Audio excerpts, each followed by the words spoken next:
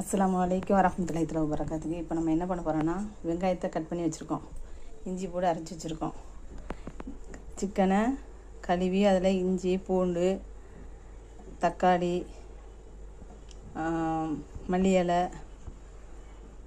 எல்லாம் போட்டு விரைய வச்சுருக்கோம். வத்தத்தூள் எல்லாம் போட்டு, வத்தத்தூள் உப்பு எல்லாம் போட்டு விரைய வச்சுருக்கோம். இப்போ வந்து நம்ம சட்டியை அடுப்பில் வைப்போம்.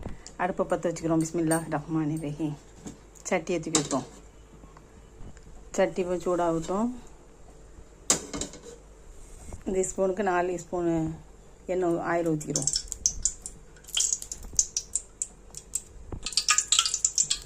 ஆயில் இப்போ நல்லா சுட்டுட்டு இப்போ வெங்காயத்தை போட்டுக்கிறோம்.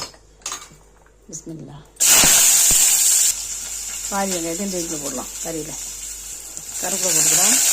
இப்போ நல்லா வதக்கிக்கிறோம்.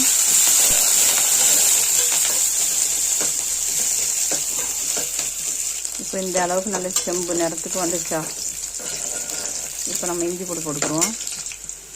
1 ஸ்பூன் 1.5 ஸ்பூன்.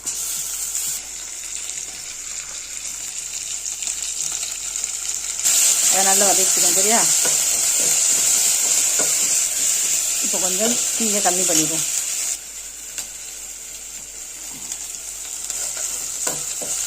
இஞ்சி போடும் நல்லா வதங்கிட்டு இப்போ நம்ம அந்த கறியை கொட்டிடுவோம். இப்போ நம்ம கறி எல்லாத்தையும் கொட்டிட்டோம், கிளறி விட்டுருவோன்னா.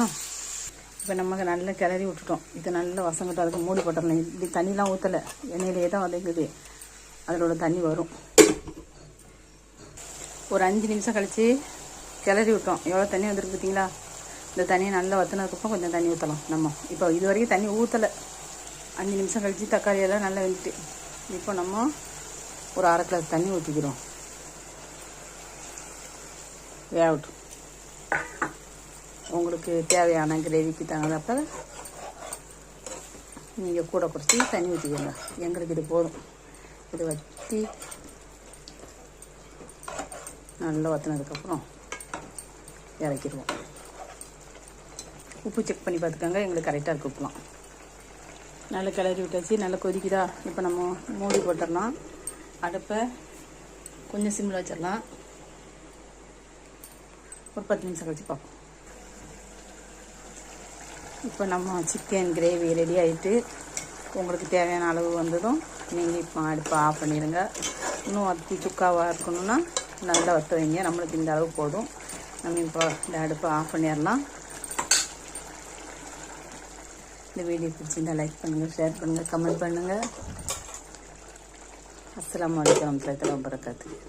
Chicken gravy ready.